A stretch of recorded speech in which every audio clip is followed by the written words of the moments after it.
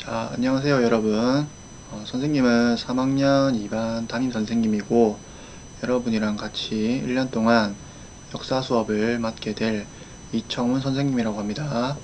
어, 선생님이랑 처음 수업해보는 친구들이,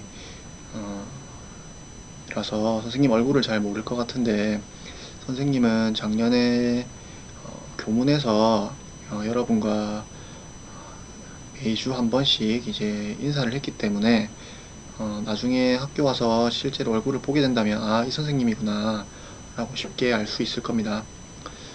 이 코로나 때문에 이제 선생님이랑 이렇게 온라인상으로 수업을 하게 되었는데 선생님이 첫 시간에는 이제 간단하게 이 역사 수업 1년 동안 어떻게 진행되고 여러분이 역사 수업을 듣기 위해서 어떤 점을 미리 알고 있어야 되는지 이런 것들을 가르쳐주는 간단한 오리엔테이션을 진행하도록 하겠습니다. 선생님은 사실 이 코로나가 생기기 전부터 이 온라인으로 미리 수업을 해왔습니다. 미리 선생님이 온라인으로 수업을 하는 이 방식을 원래 뭐라고 하냐면 거꾸로 수업이라는 표현을 많이 쓰는데, 이 거꾸로 수업, 어떤 것을 거꾸로 하게 된다는 걸까? 선생님이 이 거꾸로 수업이라는 것을 한지 한 4년, 올해로 5년째에 접어듭니다. 5년째에 접어드는데, 일단 거꾸로 수업이라는 게 뭔지 여러분에게 간단하게 알려주도록 하겠습니다.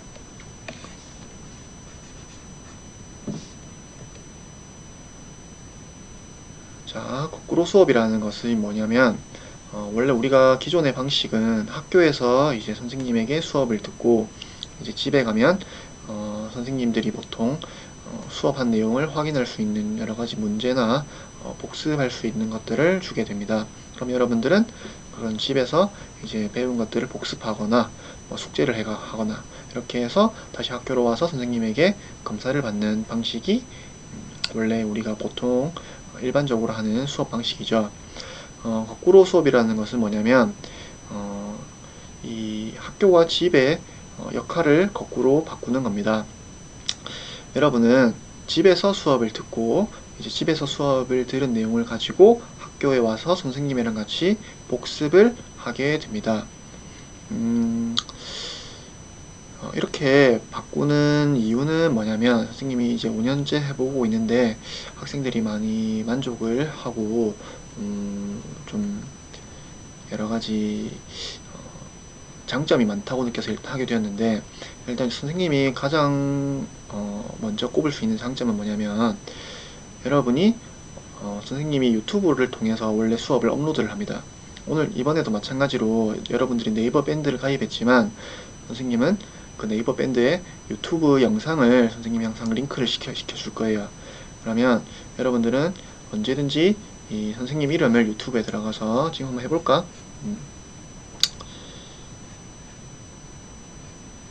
여기가 유튜브 화면인데 이 유튜브에서 선생님 이름을 이렇게 치고 들어가게 되면 이 선생님이 만든 채널이 뜹니다. 이 구독자가 벌써 636명이고 동영상이 158개나 올라와 있죠. 여러분들은 아직 이 구독이 안 되어 있을 텐데 빠르게 구독을 눌러주도록 합니다. 그러면 선생님이 이제 1년 동안 여기에 계속 영상을 업로드 할 건데 여러분들은 역사 수업이 역사 수업을 하기 전날 밤이나 전날 여러분들이 원하는 때 아무데나 여러분 편할 때 이걸 들어서 선생님이 미리 할 수업을 클릭해서 듣고, 이거는 이제 작년에 3학년들이랑 같이 수업했던 부분입니다. 그러니까 올해 새롭게 올라올 부분은 2020학년도 1학기 몇 차씩 단원명이 나오겠죠. 이런 식으로 미리 올릴 테니까 여러분들은 이 영상을 보고 이제 수업에 들어오면 됩니다. 그래서 보통 영상의 길이는 약 10분에서 15분 정도 될 겁니다. 그래서 이 영상을 보고 들어오면 선생님은 이미 여러분들이 수업을 다 들었다라는 가정하에 굳이 유튜브에서 했던 걸 똑같이 또 반복 안 합니다. 학교에서는 수업 안 해줍니다. 바로 여러분이 모든 걸 다 알고 있다는 가정하에 여러가지 이제 복습, 문제도 풀고요.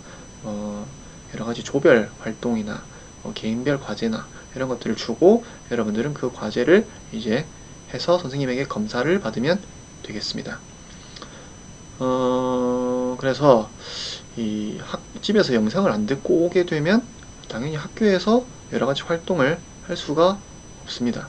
그러니까 반드시 영상을 듣고 오도록 하는 것이 여러분들이 가장 먼저 해줘야 될 이 거꾸로 수업의 특징입니다.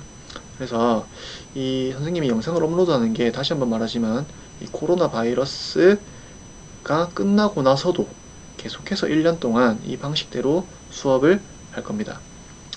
그러니까 이 방식을 여러분이 잘 머릿속에 그려두고, 지금은 여러분이 잘 지금 머릿속에 이렇게 선생님 설명을 해주지만 실제로 안 해보면 잘 머릿속에 안 떠오를 겁니다. 그러니까 한번 그냥 이런 걸 보면서 마음의 준비를 조금씩 해두고 이제 학교로 오면 되겠습니다. 근데 지금 일단 학교에서 만날 수가 없기 때문에 여러 가지 과제나 뭐 문제풀이나 이런 걸 하기 힘들겠죠. 선생님이 여러 가지 방법을 강구해서 여러분들에게 과제를 제시하고 여러분들이 그 과제를 확인할 수 있는 방법을 강구하도록 하겠습니다. 자, 그러면 역사 성적은 앞으로 1년 동안 어떻게 산출하게 되는지 잠깐 설명하겠습니다. 자, 일단 성적 반영 비율은 우리가 다 모든 과목이 집필평가와 수행평가 이렇게 나뉘게 되는데, 선생님은 집필평가 이제 중간고사, 기말고사를 각각 30%씩 이제 들어가게 됩니다. 자, 근데 선생님이 다른 과목이랑 조금 다른 점은 뭐냐면, 이제 객관식 선택, 여러분이 1번, 2번, 3번, 4번, 5번 중에 고르는 게 50점이고요. 서술 논술형이 50점입니다. 보통 다른 과목들은 이제 아마 70점, 30점인가? 다른 과목들 잘 모르겠네. 선생님은 다른 과목들보다 서술형, 논술형의 비중을 조금 높였습니다.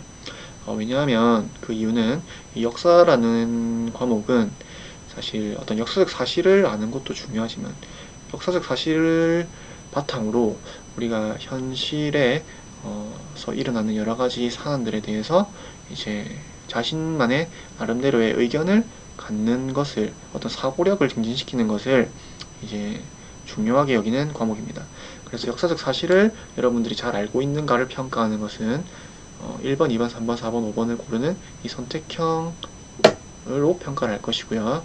여러분들이 그 배운 지식을 가지고 어떻게 세상을 바라보고 있는가, 여러분만의 의견은 무엇인가, 서술논술형을 가지고 평가를 할 겁니다.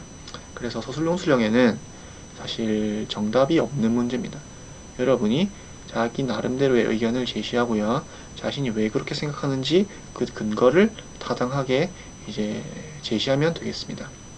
그럼 선생님은 여러분들이 제시한 그 근거가 얼마나 논리적이고 많은 사람들에게 설득력 있는지를 평가하는 것이 서술논술형입니다. 서술논술형에 대해서 너무 부담 갖지 않아도 됩니다. 왜냐하면 선생님이 매 시간마다 이제 여러분들이 생각할 수 있는 거리를 하나씩 던져줄 거예요. 그러니까 거기에 대해서 근데 풀이는 안 합니다. 여러분들이 매 시간 선생님이 제시하는 생각할 거리들을 이제 평소에 조금씩 생각을 해봤다가 시험 기간에 한 번씩 한번 써보고 정리를 해보면 그 중에 선생님이 몇 개를 골라서 서술논술형 시험을 칩니다. 그러니까 너무 막연하게 생각하지 말고 선생님이 매 시간 제시하는 그런 생각할 거리들을 잘 정리해서 모아놨다가 나중에 시험 때 다시 한번 자신만의 의견을 한번 정리해보면 되겠습니다. 자, 그 다음에 수행평가는 포트폴리오 20%와 팀 프로젝트 20%, 그래서 중간고사 30, 기말고사 30, 수행평가 40을 합치면 100%가 완성되는 거죠. 포트폴리오는 어떤 거를 이제 선생님이 평가할 거냐면, 여러분들이 방금 거꾸로 수업을 한다고 했죠. 근데 여러분들이 거꾸로 수업의 영상을 안 보고 오는 경우가 있을 수 있습니다. 그렇기 때문에 여러분들이 영상을 봤는지 확인하기 위해서 이제 매 시간 한 대여섯 문제 정도 문제를 내줄 겁니다. 그 중에 50점만 넘으면 여러분들에게 선생님이 이제 영상을 보고 왔다라는 인정을 해줍니다. 50점만 넘으면 되니까 너무 큰 부담을 갖지 않아도 됩니다. 한번 보고 어떤 것들이 중요했는지 한번 머릿속에 떠올려 보고 그렇게 수업에 들어오면 충분히 쉽게 낼 거니까 50점은 대부분 학생이 넘을 수 있을 정도로 쉽게 낼 거니까 크게 부담 갖지 말고 반드시 그렇지만 꼭 듣고 들어와야 됩니다. 자, 그 다음에 이렇게 수업을 들어와서 문제를 풀고 나면 선생님이 여러분들이 남은 시간 동안 한 3-40분 남을 텐데 그 시간 동안 해결할 수 있는 여러 가지 모든 과제라든지 이런 것들을 제시할 겁니다. 그래서 그것이 완성되는지 그런 것들 수업 시간에 그러니까 영상을 보고 왔는지와 그 다음에 선생님이 제시한 과제를 완수했는지 이런 것들을 평가하는 게 포트폴리오입니다. 자, 팀 프로젝트는 뭐냐면 선생님이 언제 계약할지 모르겠지만 계약하고 어느 정도 시간이 지나면 모든 어떤 과제를 제시할 겁니다. 그럼 여러분들은 선생님이 짜준 팀을 바탕으로 그 과제를 협력해서 완성해서 선생님에게 제출 기한에 맞춰서 제출하게 되는 것이 팀 프로젝트입니다. 팀 프로젝트는 나중에 실제 이걸 시행하게 될 때 여러분들에게 다시 안내하도록 하겠습니다. 자, 그러면 우리가 이제 앞으로 역사 2 교과서라는 것을 이제 배우게 될 텐데, 역사 2 교과서는 역사 1 교과서와 어떤 점이 다른지, 우리가 역사 2 교과서가 다루고 있는 주요한 내용이 어떤 것들이 있는지를 선생님이랑 같이 한번 알아보도록 하겠습니다. 자, 여기서 잠깐 여러분들에게 이제 퀴즈를 하나 내도록 하겠습니다. 자, 선생님이 첫 번째 줄에 쓴 고조선, 신라, 고려, 조선, 그리고 두 번째 줄에 쓴 대한민국이라는 나라. 그래서 이 첫 번째 줄에 쓴 나라와 두 번째 줄에 쓴 대한민국, 이 첫 번째 줄과 두 번째 줄에 일단 공통점을 한번 생각해볼까? 공통점? 어떤 공통점이 있는가? 여러분 잠깐 영상 중지시키고 한번 생각해보세요. 어떤 공통점이 있습니다. 앞에 줄과 뒤에 줄의 공통점. 아까 선생님이 말했듯이 그렇게 정답이 있는 문제는 아닙니다. 정답이 이것만 정답이다 그런 건 아닙니다. 근데 쉽게 아마 맞췄겠죠? 다 우리나라에 있었던 우리 역사에 속하는 나라들입니다. 그러면 이제 더 약간 조금 어려운 퀴즈. 앞에 줄과 뒤에 있는 대한민국의 차이점은 무엇일까요? 그러니까 앞에 줄에 있는 나라들과 뒤에 줄에 있는 나라들이 두 번째 줄에 있는 대한민국이 어떤 차이점이 있습니까? 사실 정답은 여러 개 많습니다. 여러 개 많은데 이제 선생님이 역사 2 교과서에서 배울 내용과 관련지어서 하나의 정답을 제시하자면 바로 첫 번째 줄에 있는 나라들은 다 왕이 다스리는 나라들입니다. 고조선, 신라, 고려, 조선 전부 왕이 다스리는 나라죠. 그리고 두 번째 줄에 있는 대한민국은 왕이 다스리지 않는 민주주의 사회를 이루고 있는 정치적으로. 그래서 우리가 5년에 한 번씩 대통령을 투표를 통해서 국민의 뜻을 반영시켜서 뽑고 있습니다. 그래서 이런 차이점이 있고요. 또 하나의 차이점은 어떤 것들이 있냐면 경제적인 측면에서 앞에 있는 나라들은 다 농업 위주의 사회입니다. 근데 이제 두 번째 줄에 있는 대한민국은 물론 농업을 안 하는 건 아니지만 농업이 위주가 되는 사회가 아니라 산업사회로 이제 산업사회를 이루고 있죠. 자, 그래서 첫 번째 줄과 두 번째 줄에 있는 왕조국가이냐 민주주의냐, 그리고 농업 위주의 사회냐 산업사회이냐, 이런 차이점이 있습니다. 자, 근데 여러분이 2학년 때 세계사를 배웠겠죠? 자, 근데 여러분들이 배웠던 세계사를 다시 한번 잘 되짚어 본다면 사실 옛날에는 동서양이 그렇게 활발한 교류가 있었던 것도 아닌데 우리가 배웠던 모든 국가들이 예전에 존재했던 모든 국가들은 서로 알고 지낸 것도 아닌데 다 하나같이 왕이 있습니다. 그리고 전부 하나같이 농업 위주의 사회를 이루고 있죠. 자, 근데 지금 여러분이 알고 있는 나라들을 한번 돌이켜보세요. 왕조국가의 농업 위주로 되어 있는 나라가 지금 존재합니까, 여러분? 아프리카 어디 구석에 가면 그런 나라가 있을지는 모르겠는데 대부분의 국가, 거의 모든 나라들이 민주주의 사회, 그 다음에 산업사회를 이루고 있습니다. 여러분들이 또 이럴 때 또 제시하는 여러 가지 반론 중에 하나가 뭐냐면, 뭐 일본은 천왕이 있는데요, 영국도 여왕이 있는데요, 뭐 이런 걸 제시하는데, 지금 왕이 존재하는 나라들은 다 어떤 왕이 실제 권력을 다스리는 게 아니라 왕은 어떤 상징적인 존재로 남아있을 뿐이고, 실제 그런 나라들도 다 총리라는 어떤 국민의 뜻을 반영하는 그 시스템을 가지고 이제 정치적으로 그런 시스템이 완성이 되어 있습니다.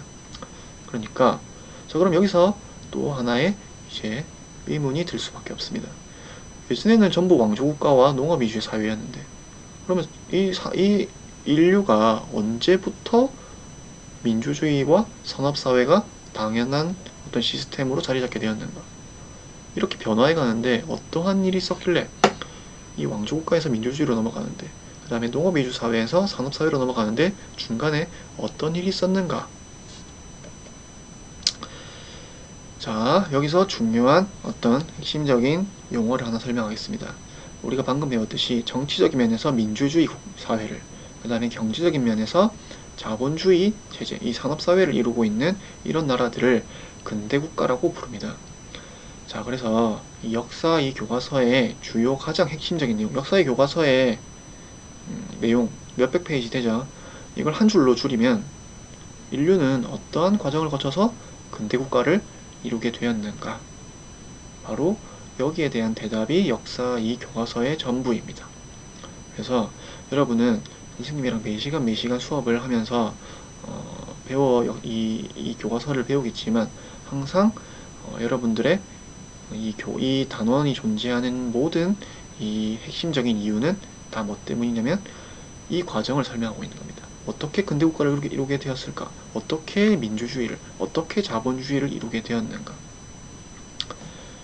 자, 그래서 항상 이 부분을 염두에 두면서 모든 수업을 들을 수 있도록 해야 되겠습니다.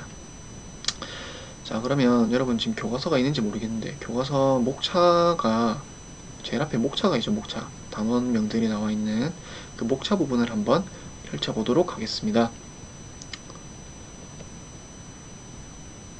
자, 이 부분이 목차인데, 자, 이 뒷장에는 5단원, 6단원도 있습니다. 지금은 첫 장이라서 1, 2, 3, 4단원 밖에 없는데, 자, 그러면 여러분 방금 말했던 그 민주주의로의 변화, 그 산업사회로의 변화를 가장 먼저 이제 전 세계에서 달성한 대륙이 어디냐면 바로 유럽입니다. 유럽. 자, 그래서 우리가 보통은 이제 책을 1단원부터 배워나가는 건데, 자, 1단원, 2단원, 3단원 여러분 단원명을 좀 자세히 살펴보면 1단원, 2단원, 3단원 전부 이제 우리나라에 대한 한국사입니다. 한국사. 그 다음에 4단원과 뒷장에 넘겨서 5단원, 6단원을 보면 이제 다 세계사에 대한 내용이죠. 여러분 2학년 때는 이제 한국사와 세계사를 다른 선생님이 가르치셨을 텐데 3학년 때 되면 선생님이 전부 다 가르칩니다. 한국사와 세계사를. 그래서 이 변화를 먼저 이제 민주주의로의 변화, 이 산업사회로의 변화를 가장 먼저 이제 변화시킨 곳이 유럽이고요. 그 유럽의 변화를 우리가 이제 받게 되면서 어떻게 받게 되었냐면 바로 1단원에 제일 앞에 이제 이 단원에 가보면 외세의 침략적 접근과 개항이라고 되어 있죠. 바로 여기서 이 외세가 바로 이 4단원에 나오는 외세입니다. 외국의 세력들. 그래서 이 외세가 침략적으로 접근해오는 이유를 알기 위해서는 바로 그 외세가 어떤 발전을 했는지를 알아야겠죠. 그래서 외세가 그런 발전을 해왔기 때문에 우리나라로 와서 얘네들이 침략을 하는 겁니다. 그래서 이 1단원을 먼저 배우는 것이 아니라 우리는 4단원을 먼저 배웁니다. 그 외세가 여기서 나오는 1단원에 나오는 외세가 어떤 과정을 거쳐서 발전을 해왔는지를 먼저 배우고요. 그 다음에 얘네들이 이제 5단원에 넘어가 보면 5단원에서는 이 유럽이 아시아 아프리카에 진출하는 그런 내용이 나옵니다. 그래서 그걸 또 아시아 아프리카 사람들이 어떻게 대응했는지 그런 것들을 배우게 되고요. 그 다음에 이제 다시 1단원으로 오게 됩니다. 그래서 순서가 세계사를 먼저 배우고요. 그 세계사적 발전이 있었기 때문에 변호하게 되는 한국사를 그 다음에 배우게 됩니다. 그래서 이렇게 배워야지만 선생님 생각에는 우리나라 역사를 조금 더 깊이 이 세계사가 변화하는 과정 속에서 우리나라의 역사를 이해할 수 있기 때문에 이해하기 위해서 이러한 순서의 변화를 주면서 여러분들이 한국사를 이제 나중에 배우게 됩니다. 알겠죠? 그러니까 이 다음 수업에부터는 여러분들은 바로 4단원의 제일 앞에 나오는 이 영국에서 의회 정치가 발달하다, 이 부분이 선생님이 그 다음 수업에서 올릴 영상의 바로 제목이 되겠습니다. 자, 그래서 선생님이 이제 간단하게 이제 선생님이 어떤 방식으로 수업을 하게 될지, 그 다음에 성적 산출의 방법과 그 다음에 우리가 1년 동안 배우게 될 역사 교과서의 가장 핵심적인 내용에 대해서 여러분들에게 설명했습니다. 자, 그래서 선생님이 이제 내일부터 차례차례 이제 영상을 이제 여러분 밴드에 업로드를 하게 될 텐데, 여러분들은 보고 나면 반드시 그 밑에 선생님에게 답글을 달 수 있도록 합니다. 그래서 선생님이 그 답글을 보고 여러분들이 봤는지 안 봤는지를 체크하게 될 겁니다. 알겠죠? 자, 그러면 이 영상이 끝났으니까 여러분들은 바로 답글을 달아주기 바랍니다.